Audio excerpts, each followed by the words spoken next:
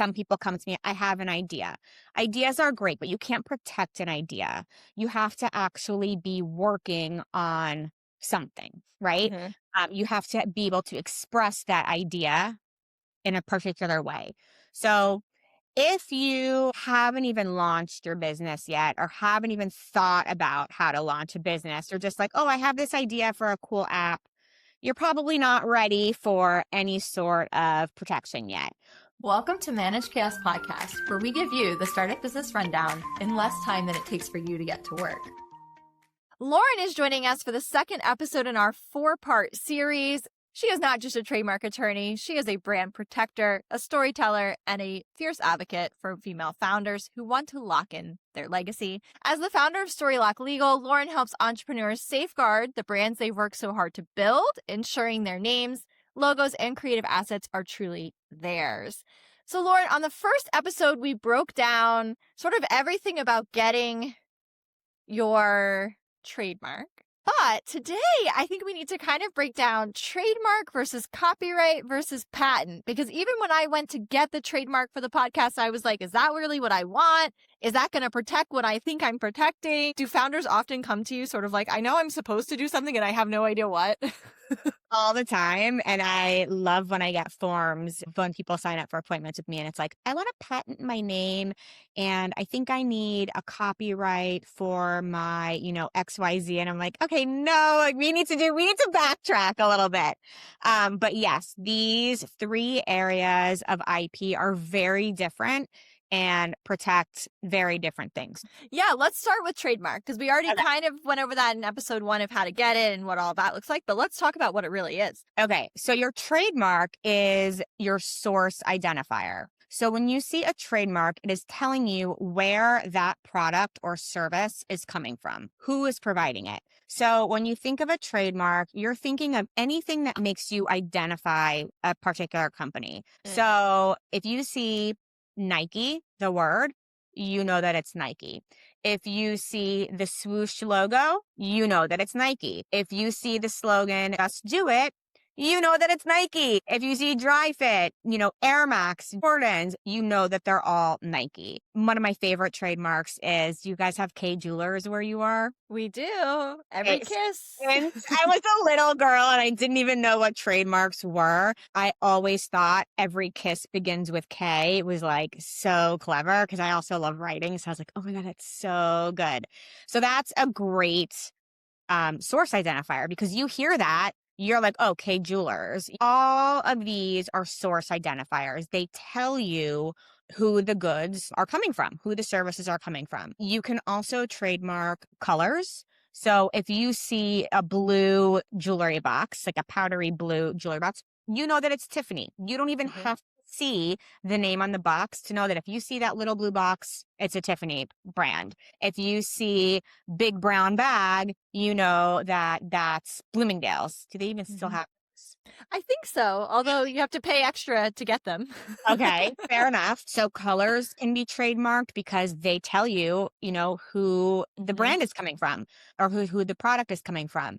Similarly, sounds can be trademarked. So if you hear, dun, dun, dun, you know that that's the NBC chimes. That's a trademark. So trademarks identify the source of a good or a service. Copyright is a very different animal. Copyright protects your creative works, your creative materials. So if you write a novel, right? If you paint a picture, if you record a video, those are all creative materials that are subject to copyright protection. So many people come to me with courses they've created, with recorded modules, with these, big workbooks. Those are all subject to copyright protection. It's something that you have created.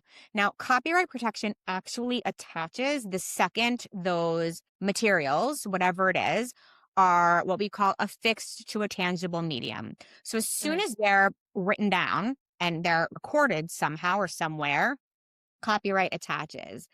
Now, the reason you want to take it one step forward and apply for a copyright registration is because in copyright law, if you ever have an issue and someone takes your work and tries to pass it off as their own, you need to have a copyright registration from the US Copyright Office to bring Hmm. action against them. So, copyright is your creative work, trademarks are your source identifiers. Very different things. And many businesses often have trademarks that they need to protect. Every business obviously has their name, and then some kind of a material, a core material that they want to make sure is like slam dunk protected. And then finally, we have patents. Patents protect innovation, technological innovations, products. So, for instance, like this ergonomic mouse, I don't know if you can see it or if you're watching, it's a really funny looking mouse, but it's very comfortable on hand. That is subject to a patent, right? It's the inner workings, the shape. That's patent protection. So patents are for your inventions, copyright is for your creative work, and trademarks are for your source identifiers. Is there an order that you recommend filing for those in? How should you think about it in terms of like a process or a checklist almost? So for trademarks, I always say these are the foundation of your business. File your trademark application, clear it, file it, get it in. Because you want to know that your name and the foundation that you're building on is solid so that you don't have to worry about rebranding.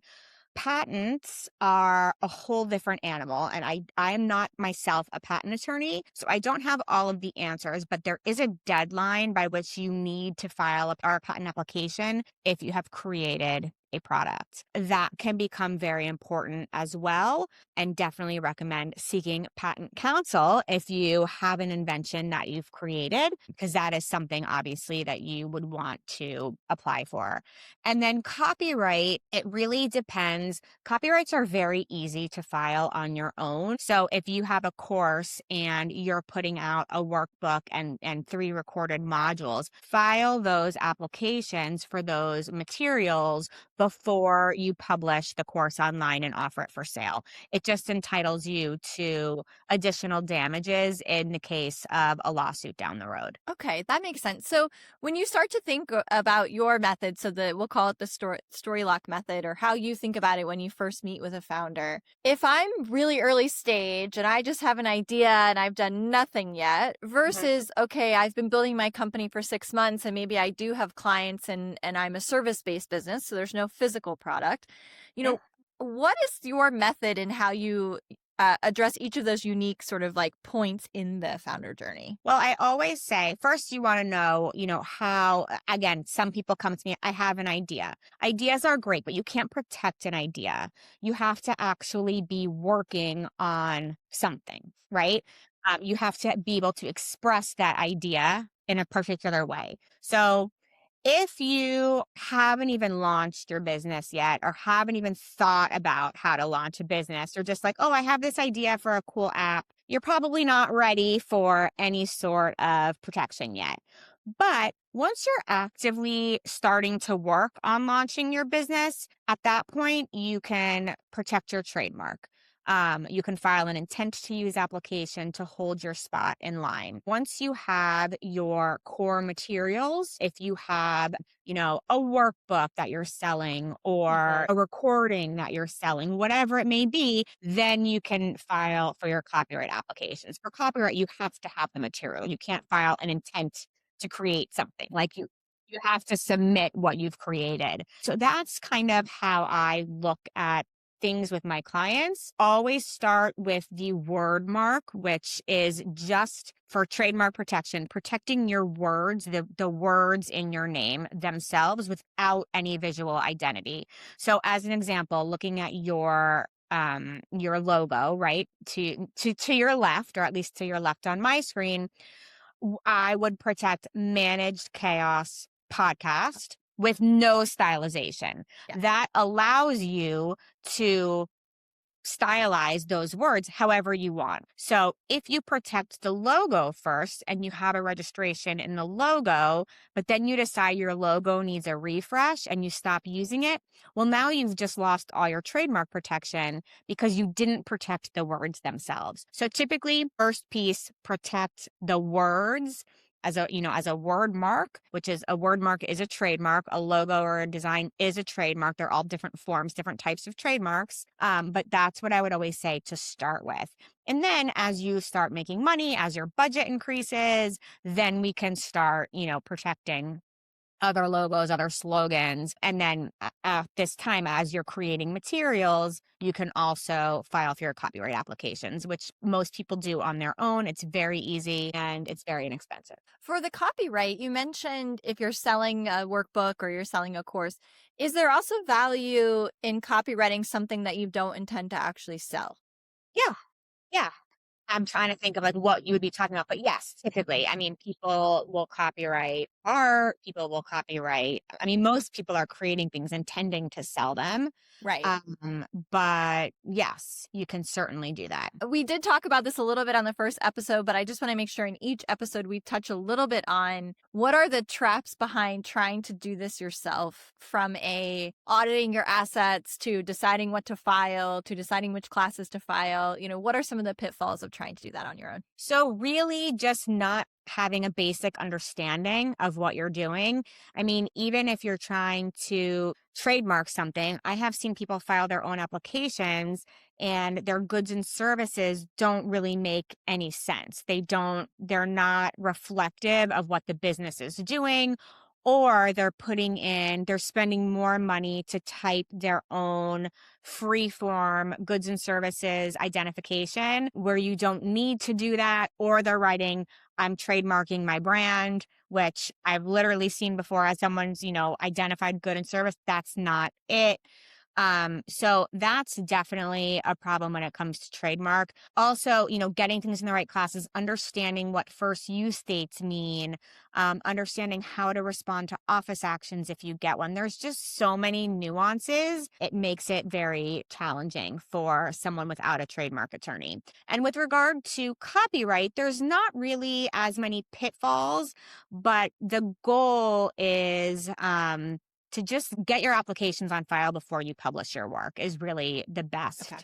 the best practice. Okay, that makes a lot of sense. I think our trademark process took about 14 months. So I think also if you're making mistakes in that, you might not actually hear back for over a year, right? And so you're also delaying your process of actually getting the trademark if you don't put in that upfront time to put it in correctly. Yes. And when did you get your trademark out of curiosity? Just at the beginning of this year, so January. Was it that you got the registration? Yeah. Which is when I got the official note from the patent office. But Okay. I had filed it in November of 2024. Oh, so it did. Yeah. Okay. Took So about 14 months. Yeah. yeah, I will say there was a major backlog post COVID, and it was taking a good 10 months to 14 months before an examiner even looked at your application. The good thing now is that we're seeing faster turnaround times. So right now, as an example, I just had a mark go to publication and we just filed it like 4.5 months ago. Nice. So we are seeing much faster rates, which is great. When I first started like 20 years ago, it was like much faster, like 3 to 4 months was like a standard. Then it went up, to like a year and a half at the heart of COVID. And now it's finally coming back down. Do you think, this is a total aside, but do you think that's because a lot more people are trying to start businesses or are getting kind of excited about trademarking things? They had a I mean, backlog? there could be something to that. I think during COVID, a lot of people started like turning their side hustles Uh-huh. into something, that was real and sustainable. A lot of people started online businesses. A lot of people like me, I'm a perfect example, started my business because I was like, okay, well, COVID has now opened the door for me to work virtually. I didn't need an office. I didn't need to go Yep. to a big law firm. Like I could just sit in my house and work from home and create a thriving business. So there is definitely something to be said about that. But I don't know for sure. I don't know any statistics. We're just But, speculating. yeah, it'd be an interesting study though, for sure. Okay, well, thank you so much for joining us on this episode of Managed Cast Podcast, where we broke down trademark versus copyright versus patent. This is definitely an episode where you learned a lot, your legal 101, as we will say. But please note that Lauren is not your attorney. You should seek legal advice from a licensed attorney. You'll find the information to reach Lauren in our show notes, and we will see you on the next episode of Managed Cast Podcast.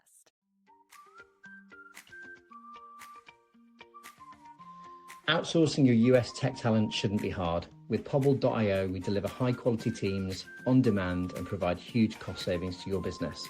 Try it now at Pobble.io. Mention the amazing guys at Managed Chaos when you email us and get a free market data report. Email contact@Pobble.io.